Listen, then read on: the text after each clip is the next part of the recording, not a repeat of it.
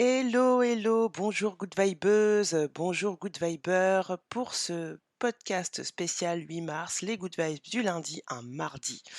Si tu viens d'arriver sur le podcast, où te trouves-tu? Eh bien, tu te trouves dans les Good Vibes du lundi, le podcast sans prétention qui a pour ambition tous les lundis de t'envoyer en fait de la niaque, de la patate, t'ouvrir un peu les chakras, essayer de te faire voir la vie autrement pour que tu puisses améliorer la tienne si t'aimes pas ton train-train quotidien, si t'aimes pas ton boulot, voilà, si t'aimes pas le lundi quoi, eh ben, il y a les good vibes du lundi tout simplement pour te faire voir les choses d'une autre perspective. Avec quoi? Comment? Eh bien, avec une phrase, philosophique, une citation. Ensuite, un concept ou une personne qu'on va analyser pour qu'elle nous inspire un peu parce qu'elle a un parcours, particulier qui est inspirant, qui est utile à toi good vibeuse et à toi good viber et à la fin, une blague de merde, une blague vaseuse puisque la vie, c'est sérieux mais il faut pas la prendre sérieusement. C'est le concept des good vibes. Bienvenue! Cette semaine, aujourd'hui, ce mardi, on va parler du droit des femmes. Bah oui, 8 mars oblige. Tu prêt? Il y a un générique de ouf. C'est parti. On est mardi, c'est le 8 mars, c'est les good vibes du lundi by Toutouba. Toutouba, ton humble serviteur, c'est moi, je suis freelanceuse, ambianceuse, entrepreneuse et surtout, je t'envoie des good vibes tous les lundis. C'est parti.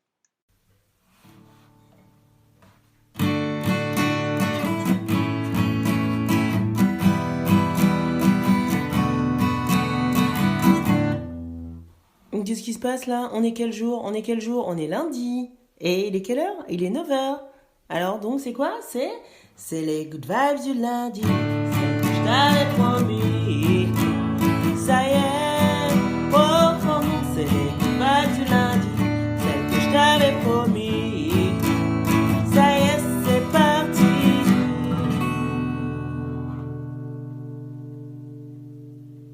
Ah, les citations sur les femmes, il y en a à la pelle, il y en a des kilos. Qu'est-ce qu'on va choisir comme citation cette semaine?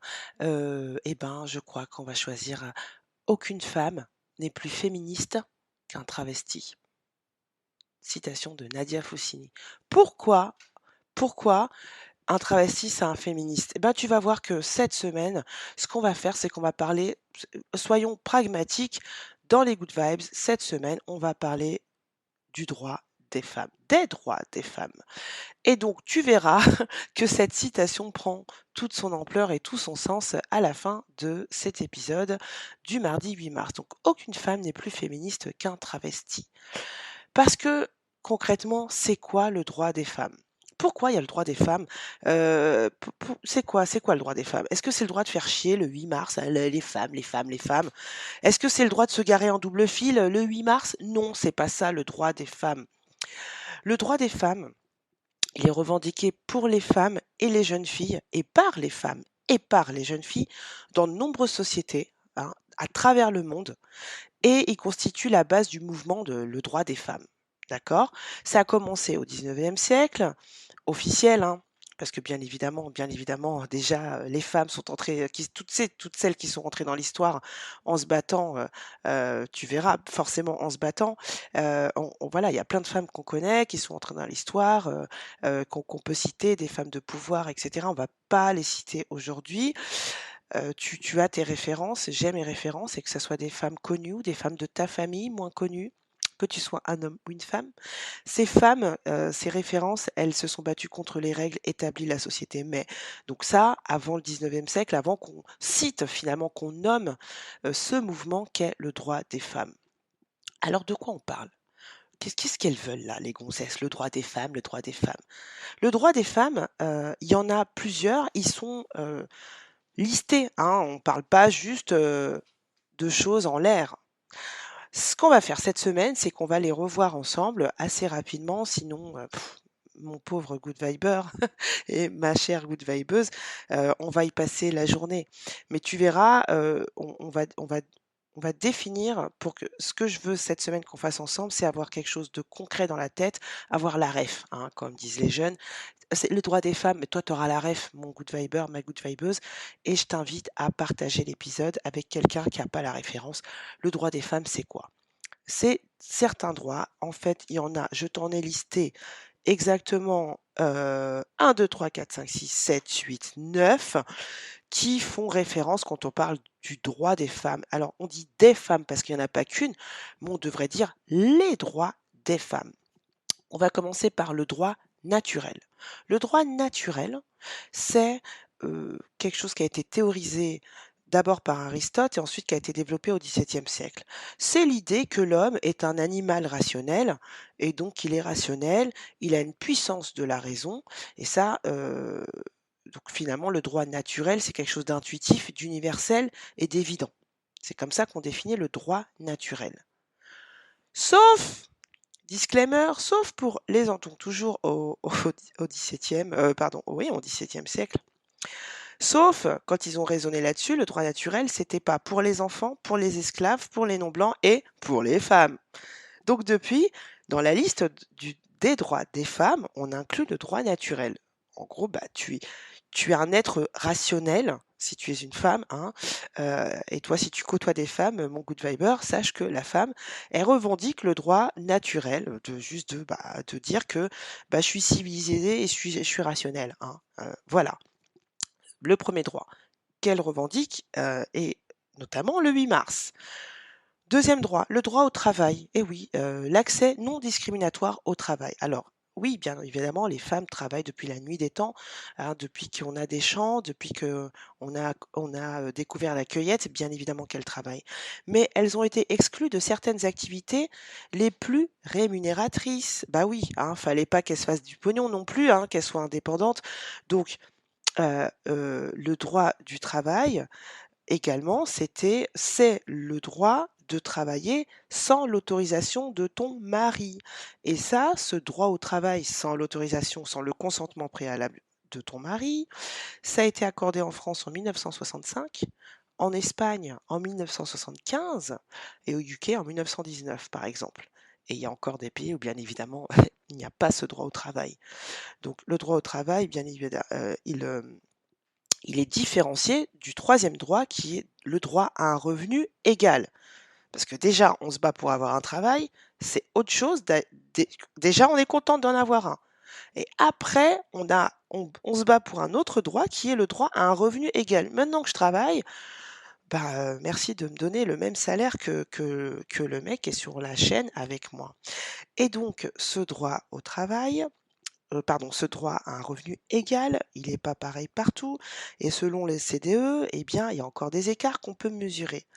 Aujourd'hui, cet écart, donc là où c'est le pire, hein, c'est donc en Corée, par exemple, 34 d'écart, au Japon, 24,5 d'écart et le plus faible, l'écart le plus faible, il est en Belgique avec 3,7, en Grèce, hein, avec 4,5 et au Costa Rica avec 4,7. Donc tu vois que c'est pas forcément dans les pays, où, entre guillemets, il y a le plus, de modernité, de civilisation, bah, c'est pas forcément là-bas que, le droit à un revenu égal est le plus appliqué. En résumé aussi, où est-ce que tu as le plus de chance quand tu es une femme, hein, le plus d'opportunités en termes de revenus? Bah, c'est au Bénin, en Islande, au Laos, aux Bahamas et au Bélarus. Et où est-ce que tu as le moins de chances d'opportunités? En Inde, au Pakistan, au Yémen, en Syrie et en Irak. Troisième droit, ou que je m'égare, pardon, quatrième droit revendiqué par les femmes, c'est le droit de vote. Et oui, on se bat, d'ailleurs même entre les femmes, hein, puisqu'il y avait des femmes au 19e siècle qui théorisaient le fait ben non, on n'a pas besoin de droit de vote.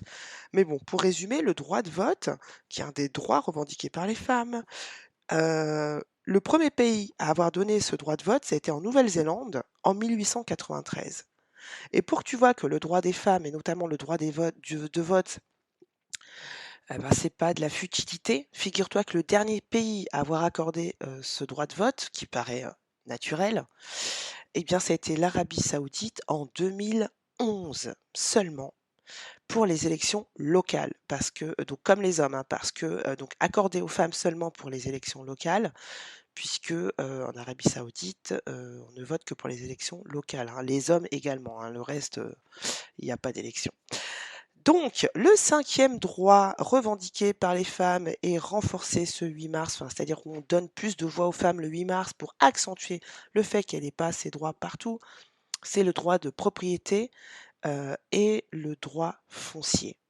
En gros, pourquoi? Parce que avant, en Occident, une fois que tu étais marié, et ben, sans jeu de mots, bah, tu étais marié, bah, tu étais baisé aussi, puisque tu perdais ton droit de propriété, hein.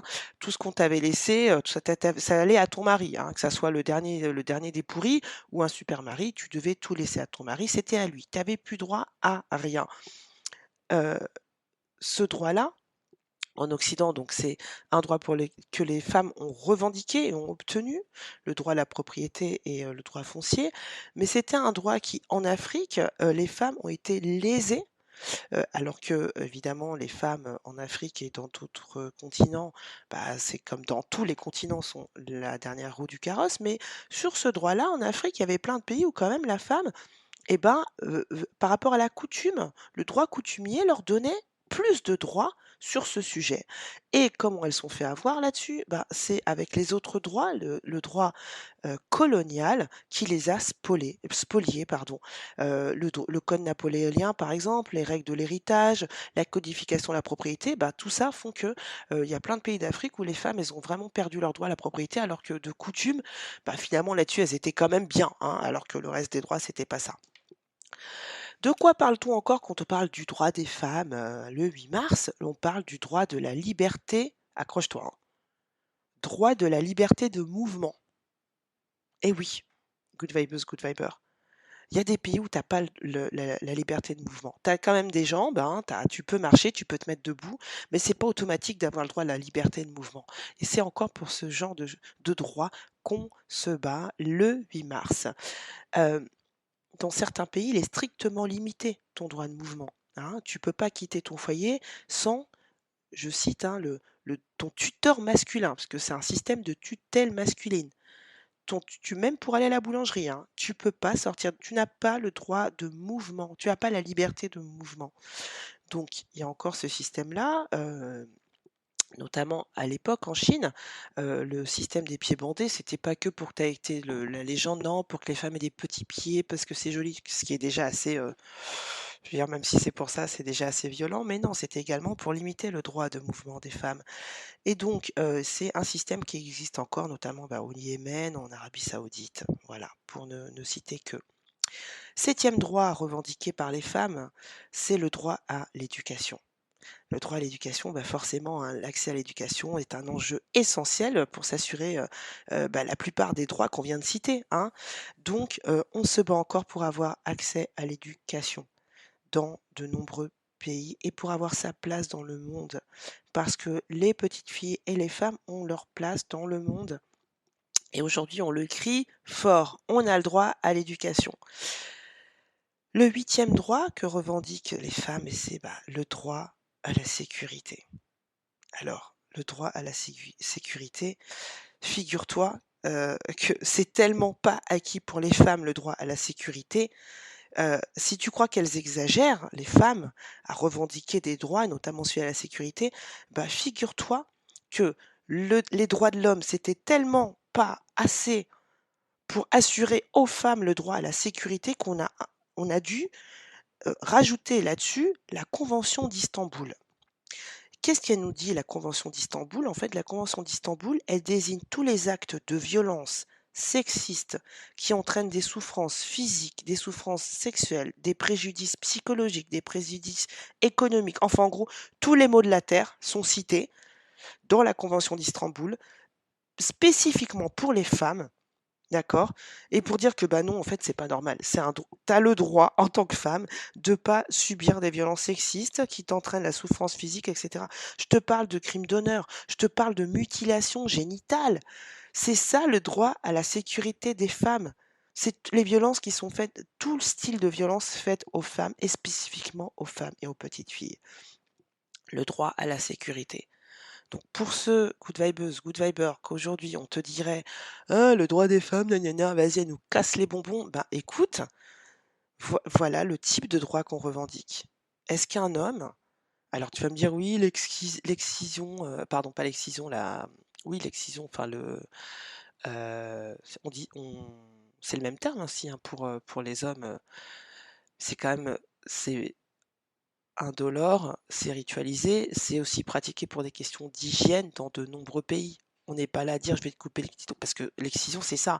Je vais te couper le clito, tu iras nulle part, tu auras pas de plaisir, et puis comme ça, bah, tu voilà, comme un animal à qui tu couperais un membre pour que t'assurer qu'il reste bien, là où tu veux qu'il reste. Et ça, c'est encore des choses qu'on ne et on le fait aux petites filles, hein, et dans de nombreux pays, hein, et pas qu'en Afrique. Et donc ça, c'est encore des choses qui ne sont subies que par les femmes. Donc le droit à la sécurité. Et je vais pas, c'est les good vibes, on va pas en plus, étendre, bien entendu toutes les violences qui sont faites aux femmes, mais en gros, tu vois un peu, hein. Donc le résumé, ça va être, violence sexiste, souffrance physique, sexuelle, préjudice psychologique, économique, et là-dedans, il y a tous les maux de la terre. Et enfin, le 9e droit lié, aux droits des femmes, revendiqué par les femmes, c'est le droit lié à la reproduction. Alors, c'est tellement comment dire? Ça implique et imbrique tellement d'autres droits.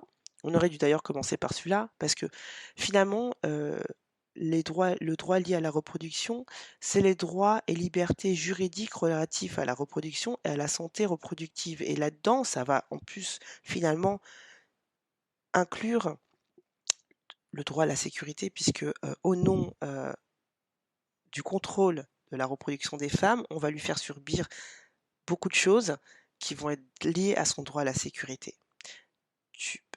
Tu m'as compris.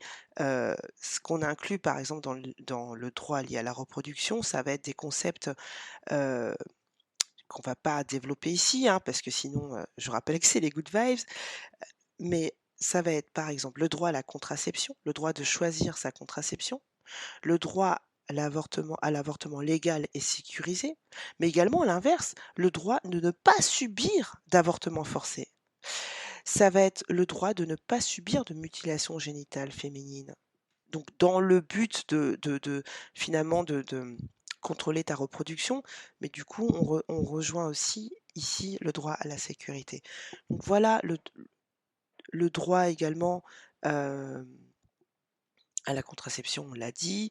Enfin bon, tu vois tous les droits qui sont liés au contrôle de son corps et à la reproduction, puisque les femmes, et mais sont pas les seules à pouvoir d'ailleurs, gérer la reproduction, hein. Si tu veux contrôler la reproduction, enfin, on n'est pas seul à, être, active dans la reproduction de l'être humain. Bon, on va arrêter le débat là. Je vais te résumer les droits des femmes en cette journée du 8 mars. Le droit lié à la reproduction, le droit à la sécurité, le droit à l'éducation, le droit de liberté de mouvement, le droit de propriété et autres droits fonciers, le droit de vote, le droit à un revenu égal, le droit au travail, le droit à travailler, le droit naturel. Voilà, en cette journée du 8 mars, les droits pour lesquels les femmes se battent dans le monde entier, et qu'elles n'ont pas, que le pays soit dit riche ou pauvre, que le pays soit dit civilisé ou pas. Ce sont des droits qui ne sont pas à 100% encore obtenus par les femmes sur toute la planète, des droits qui vont être encore bafoués, qui sont bafoués en premier, notamment en cas de conflit, hein, forcément, c'est les premiers droits qui sautent, ça vont être ceux des femmes. Donc, bah, mon good viber, j'ai envie de te dire, girl power aujourd'hui, partage, tu es éclairé, tu sais un peu de quoi on parle. On t'inclut dans tout ça parce que, bah, que sans toi et sans good viber, que serait le monde? Et sans nous, good vibeuses, que serait le monde? Le monde, c'est un good viber et une good vibeuse. Voilà, j'espère que cette semaine, que tu sois un homme ou une femme, tu auras toutes ces nuances pour pouvoir argumenter sur le droit des femmes, et tu sauras du coup pour toi qu'est-ce que ça va t'apporter. Un, tu vas savoir de quoi on parle.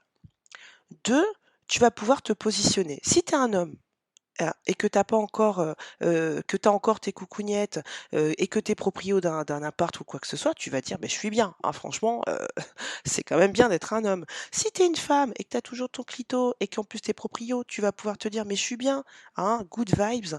Et puis, si tu entends, en 3e point, si tu entends des gens dire n'importe quoi sur le droit des femmes, sur les droits des femmes, et ben, tu leur partages cet épisode des Good Vibes.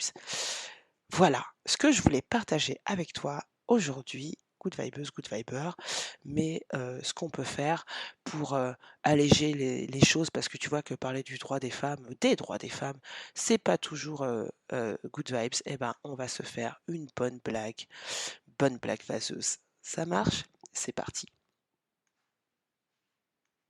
Black vaseuse, la rose black vaseuse. Allez, la blague vaseuse de la semaine. Alors, oui, je revendique, hein, toujours, il faut être soi, hein. Quand on est une femme, qu'on a la chance d'avoir la liberté, enfin le droit de reproduction, le droit de la sécurité, le droit à l'éducation, le droit à la liberté de mouvement, le droit à la propriété, le droit de vote, heu, le droit à un revenu, égal, c'est pas encore acquis, hein. Droit au travail, oui, et droit naturel, et ben, il faut pas gâcher, hein. Donc c'est la blague vaseuse de la semaine du 8 mars. Quelle est la différence entre un clitoris et une pub? Pardon, une pub ou un pub? La différence entre un clitoris et un pub. 9 mecs sur 10 sont capables de trouver un pub. J'entends pas tes rires. J'entends pas tes rires. N'hésite pas à m'envoyer tes rires. En tout cas, n'hésite pas à partager cet épisode, pour expliquer un peu de quoi on parle quand on parle du droit des femmes. C'est aussi le droit de faire des blagues vaseuses. Des blagues sur le sexe, des blagues, la liberté quoi, en gros. N'oublions pas, profitons-en, qu'on soit un homme ou une femme, parce qu'avoir des femmes libres, je pense que c'est agréable quand on est un homme aussi. Voilà, porte-toi bien, good vibes, good viber. Je te dis à la semaine prochaine. N'oublie pas, la vie, c'est quoi? C'est 2 claquements de doigts. On est au premier. En plus, on est libre. Alors, kiffe ta vie, profite de ta vie et essaye de faire quelque chose en parallèle de ton travail. Si tu t'aimes pas ton travail, te laisse pas aller, contacte-moi, je suis là pour ça. Mais en attendant, kiffe ta semaine. Je t'embrasse. Ciao!